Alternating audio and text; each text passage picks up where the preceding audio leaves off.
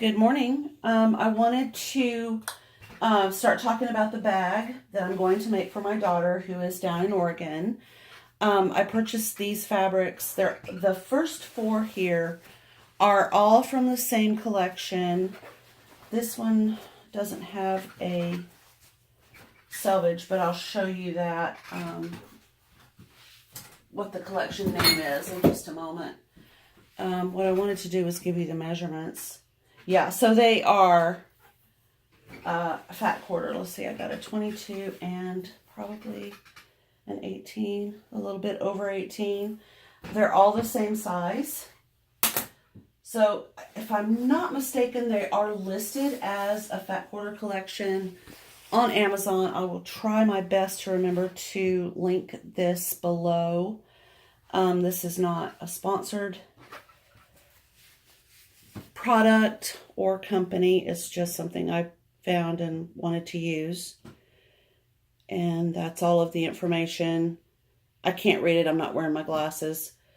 But if I link it below, you should be able to find it. Of course, remember that the collections tend to go pretty quickly. But this company, and I think it was a third-party company, they gave you like a little colorway grid to choose from, and this was in one of the grids, this collection right here. And this fabric that I have in my hand right here was the inspiration for me.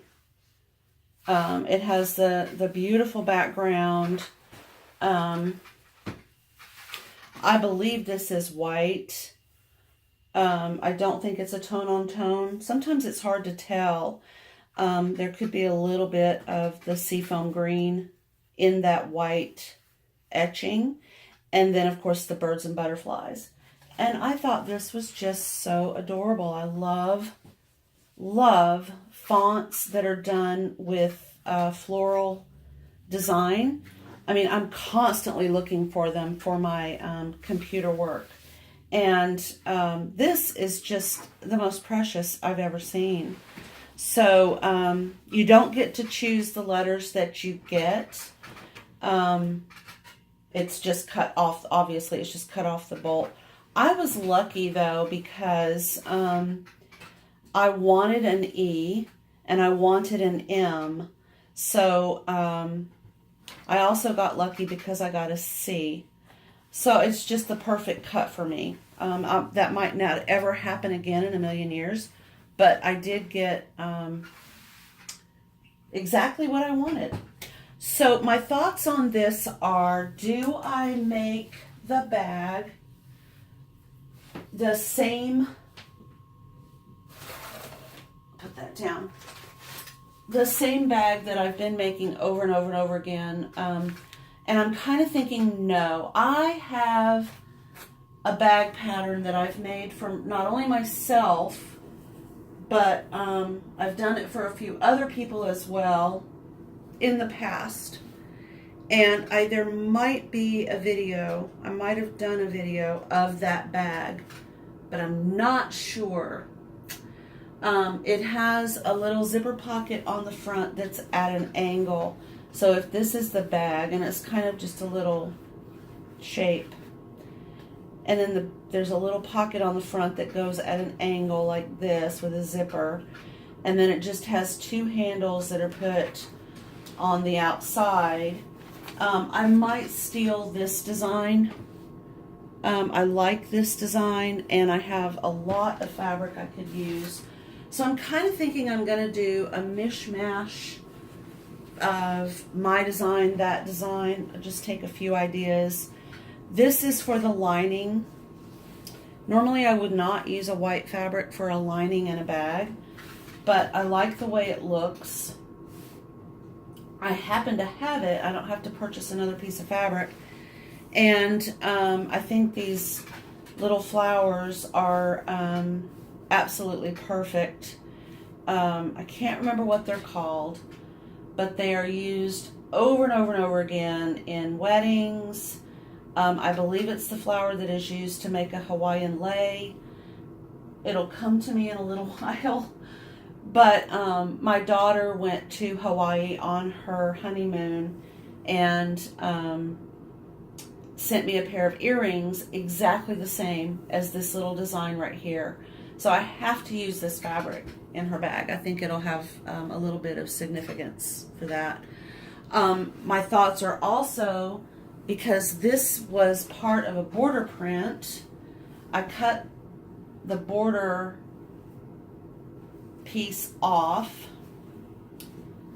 but and it's just a little bit too much, you know. An overblown cabbage rose in this vibrant color is too much for my taste to use with these art gallery prints.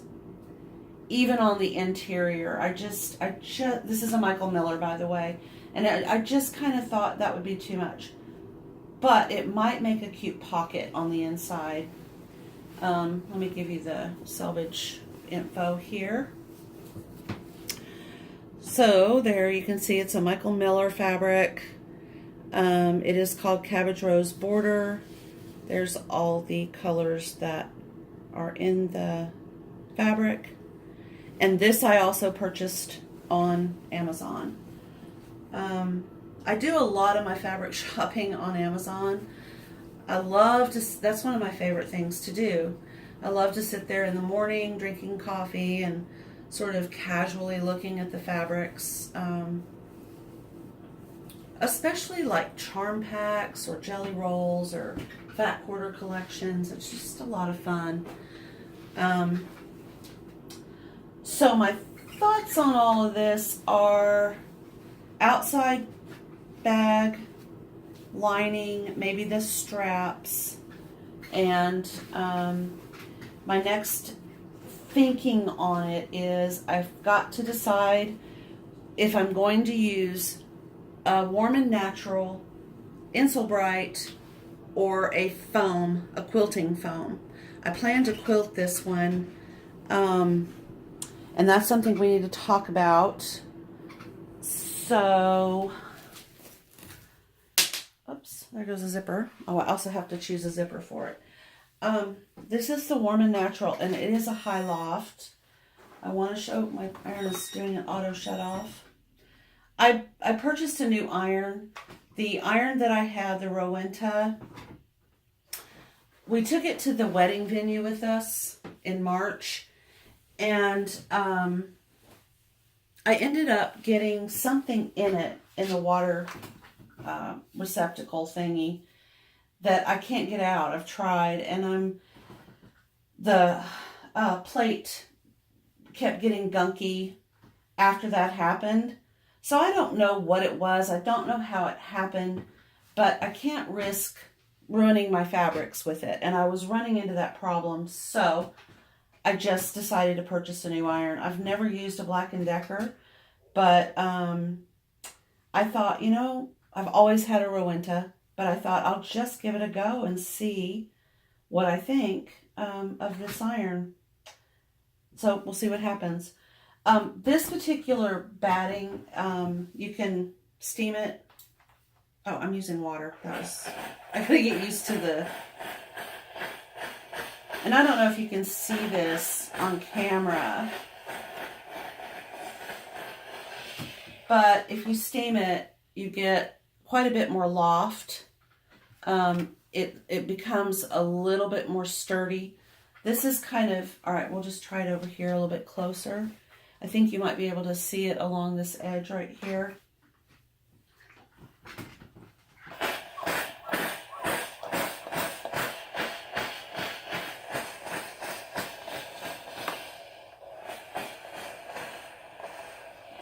Okay. I don't know if you could see it, but it has lifted quite a bit. There's a little bit more depth. So I like this for that reason. And it's basic, I don't remember the brand name, but it's just basically called High Loft. and I just steam it and then I set it aside. Obviously there's a huge difference between what I have steamed and what I have not steamed. And it works really well for quilts.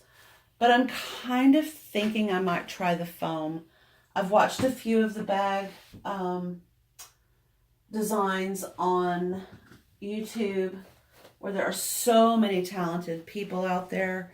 And they're using that foam, and I'm real curious about you know, how that works and what that looks like, you know, as you're using it. So I might do that. Not 100% sure. The other thing I wanted to talk about is one of the videos that I'm planning to do, and I'll just kind of unplug my sewing machine and show you what I'm talking about, is a, I guess I'd call it a what is this video. And we're going to talk about the parts of your sewing machine. Let me get you oriented maybe where you can see a little bit better. I'm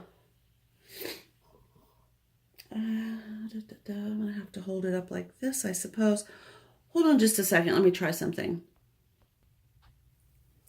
Okay, I'm going to try it like this. So what I wanted to do is go over the parts of a sewing machine, because I know it's that time of year where people are out driving around, and lo and behold, so-and-so is having a garage sale, and I've always wanted to learn how to sew, and look, they have a sewing machine. So you get it home, you open it up, and let's assume it actually works, because I mean, often they do. I can't tell you how many student sewing machines I've purchased for my students over the years at garage sales. So I say if you can plug it in and see if it actually turns on at a garage sale, you know, there might be an issue or two. It's still going to be less money to take it in and have it cleaned and checked over.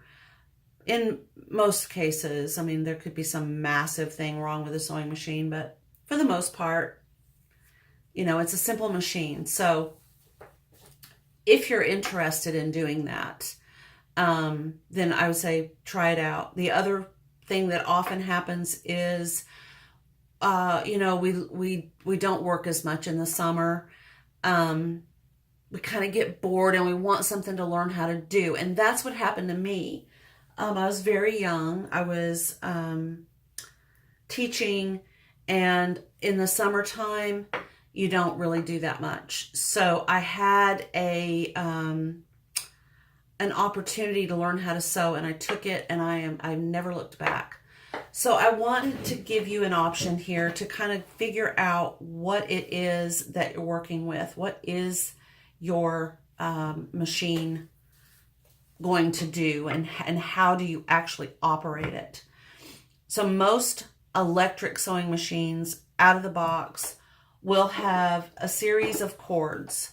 One of them will attach to what is called the foot pedal. That's mine right there. And it attaches, you put this on the floor, and that's for your foot. And most of the time you can drive either left or right footed depending on your preference. I am ambidextrous and I tend to use both. But so on the side of my sewing machine over here, and I'm trying to figure it out. Sorry about the noise. Right here is where this plugs in, just like that. And then the power cord is just below it. And it also, you know, it might not be plugged to the machine when you get it out of the box. It might be a permanent plug where you have to leave it plugged in. Mine, you just plug it right in and then attach it to a wall outlet like you would any other electronic device.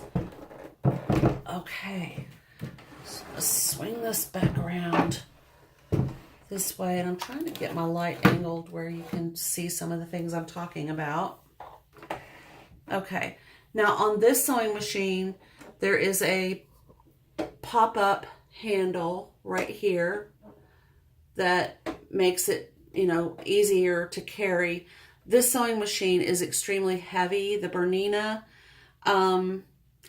One of the reasons I purchased this ancient sewing machine brand new, let's see, when did I buy it?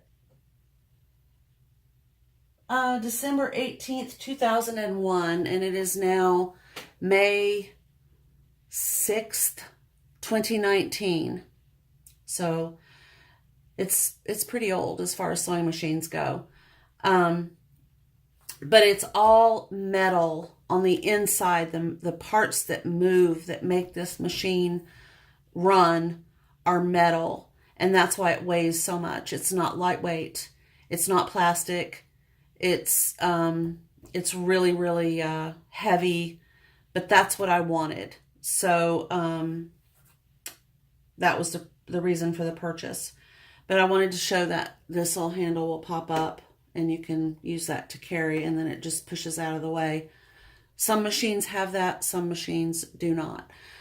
While we're up here at the top of the sewing machine, this is what your thread sits on. It is often called the thread post.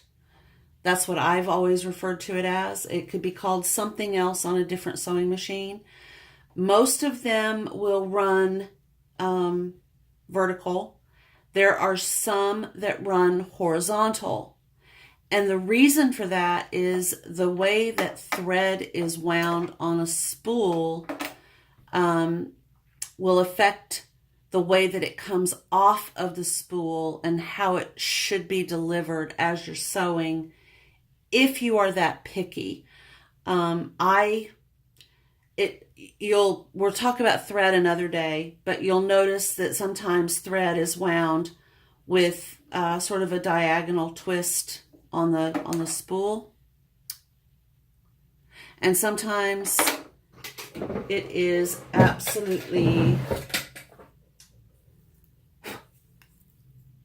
flat. It just goes up and down without any diagonal twist as it's being, you know, added to the spool. So that can really determine whether or not you're going to use a vertical or a horizontal thread release delivery system if you're that picky. I've never had a problem, but then I thread my machine very, very carefully. I have a system in place. This machine has two. Often you will have two. Sometimes you will only have one. The reason that there are two is if I wanted to use a double needle. And there are things that you can do if you don't have a second post and you want to use a double needle. A double needle has two eyes and delivers thread from both of the eyes, and it creates two rows of stitching at the same time. So that's why you would need the two posts on your sewing machine. Okay, so that's where the thread will sit. The other thing I wanted to point out is that on this machine, this is where I will wind my bobbin to put thread on it. It sits on this little post. Let's see if you're still... Hold on just a minute while I grab a bobbin. Well, we'll just use this one for now, even though it's loaded up. Okay. So if you have an empty bobbin, you'll just put it right there on the bobbin post, and then you're going to thread it. And then you push this little device or this little lever over, and then as the thread is coming from the spool of thread and is delivered to the bobbin itself, this little lever will move slowly backwards, slowly backwards, slowly backwards until it is completely released. And when that happens, the process of putting thread on the bobbin will cease. The machine automatically stops. And then you can just cut your thread and remove your bobbin and get it ready to put into the sewing machine. So we have our thread post. We have the bobbin winding system up here on the top. And we're going to move down. I'll have to turn the machine a little bit so I can get to it.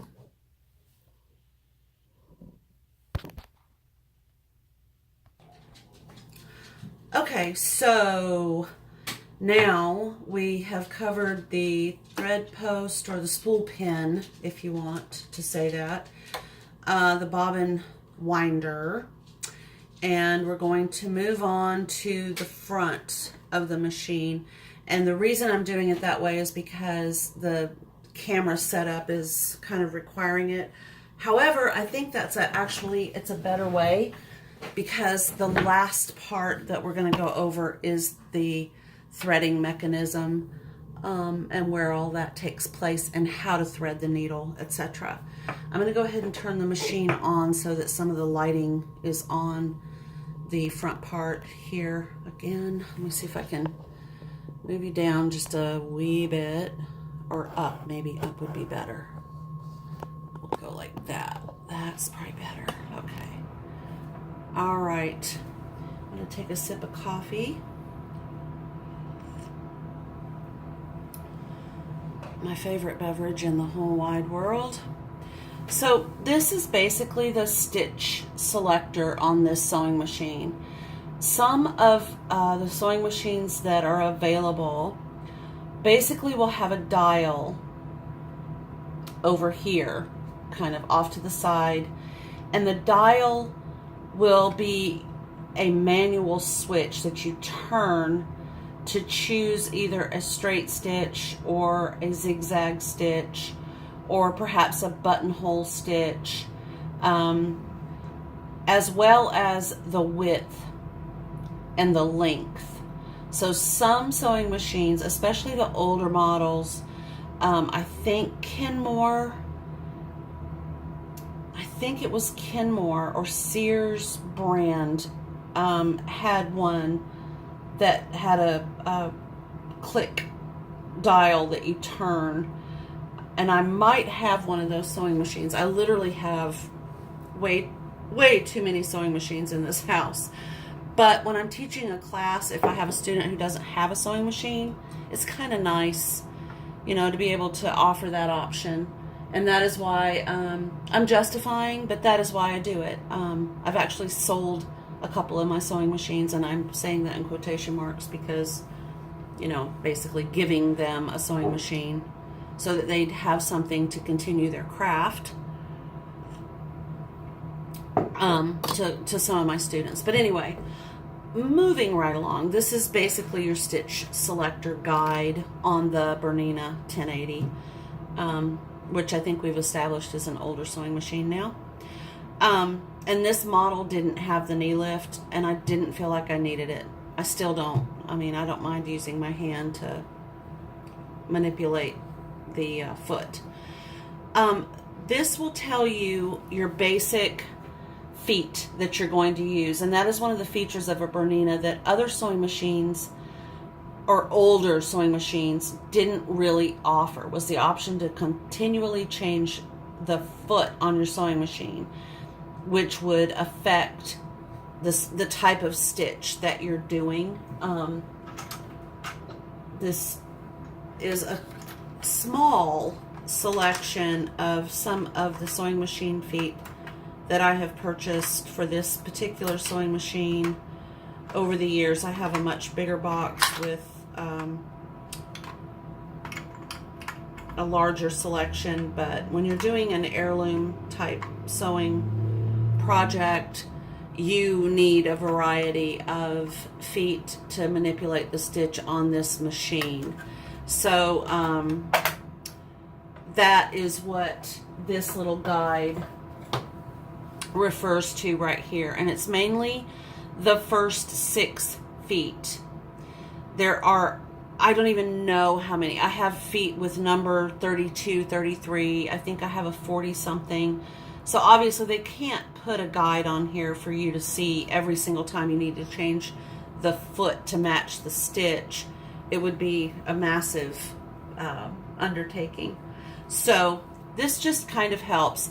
The main reason for this is because the foot is going to have an opening that will allow the needle to clear. If the needle doesn't clear and it hits metal, automatically you know you're going to break a needle and possibly hurt yourself, someone sitting nearby, or damage your sewing machine. So it's important to pay attention to this if you're using a Bernina, and make sure that your needle is going to clear the metal parts on the foot. We'll get into that in a minute. Okay, there is a needle down option on this machine, and I think quite a few of the other machines now also offer this. It could be that they've been offering it for the last 15 years. It was kind of new to me, and that is you push this button, and then no matter what you're doing, when you stop sewing, your needle will stay in the down position, thereby holding your fabric, you know, the 2 layers of fabric or the single layer of fabric, whatever it is that you're working on. And then you can lift up this presser foot, and the needle will hold the fabric in place. Before, on my mom's featherweight, which I still have, by the way, bless its little heart, when you stopped sewing, it was kind of like windshield wipers on a car. It would just, wherever it was in the process of sewing, if you stopped, if you took your foot off of the foot pedal, that's where the needle would stop.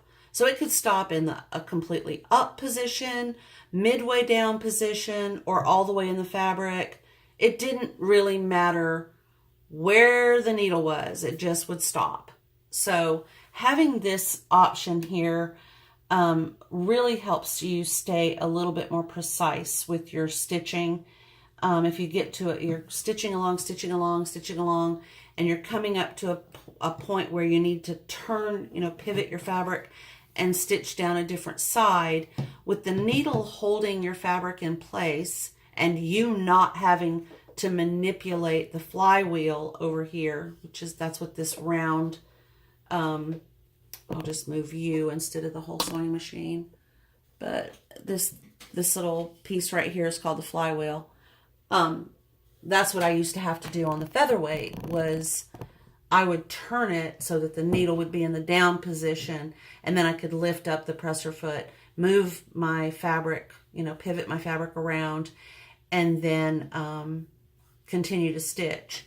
But that just takes away that need. It does it automatically. I almost always stitch with that particular option in the on position. Donut shop coffee is the best. Okay, this right here on this machine, M1/2, slows the speed of the machine down. When I'm working with a brand new student or a young student, say someone who's like maybe 9, that is a good option. And I feel very strongly about using it, because people who've not actually sewn or don't have experience with a foot pedal need a little time to get used to the idea that you're doing something with your hands. You're looking at it, so it's a visual art, and it's also a tactile art. You're moving your hands, you're using your hands, and then somewhere in the play of all of that, you're using your foot to drive. And often, until you get used to the movement and the vision, your foot's just going to say, hey, let's go. So that's why this half speed really helps, especially develop confidence in sewing. but I don't often use it unless I'm sewing something like a plaid and I've got a walking foot on. I might occasionally I'll use the half speed because I want to make sure that my plaid stays the way I've got it set up under the sewing machine needle. Okay, the next one is the reverse button.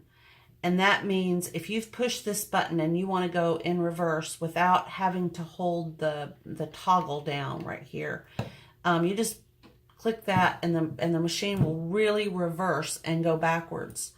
There are a few times when I've used that, and it's if I can't get what I'm trying to stitch here. If I can't fit it through here, then I'll just leave everything out over on the outside of the arm, and then I'll do a backward stitch, and that works real well. And I think on the project that we're about to do, if I'm not mistaken, there is a point in the process of putting it together where I actually do use the reverse button. It's not a requirement. However, for me, it really does, it works well. If you're ambidextrous, as I am, I recommend that you do it. Just see what happens. It will completely change your world.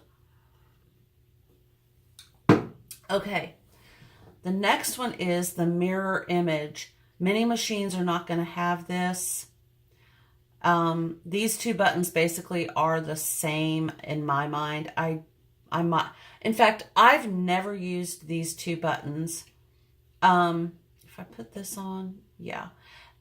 This isn't something that I feel like I need to use, and I'm kind of fuzzy on what they are. I think this is mirror image, and this is reverse image. Something having to do with that. I'm not even going to try to pretend. I might have to just try it and see what they do, and then we'll know together. Okay, the other one that I pushed was the buttonhole, and I'm gonna let's see. I'm gonna hit clear.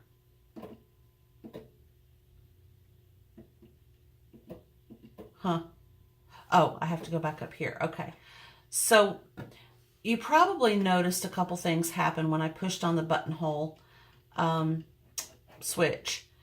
I've got it set on a straight stitch here, and I have all this is set up over here. Oh, you can't see that. Let me manipulate you again here.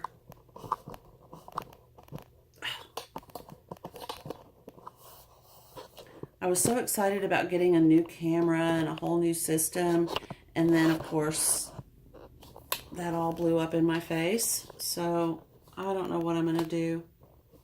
Hang on just a second. Okay. Oh, I apologize for that wild ride I just took you guys on. Okay, so this I've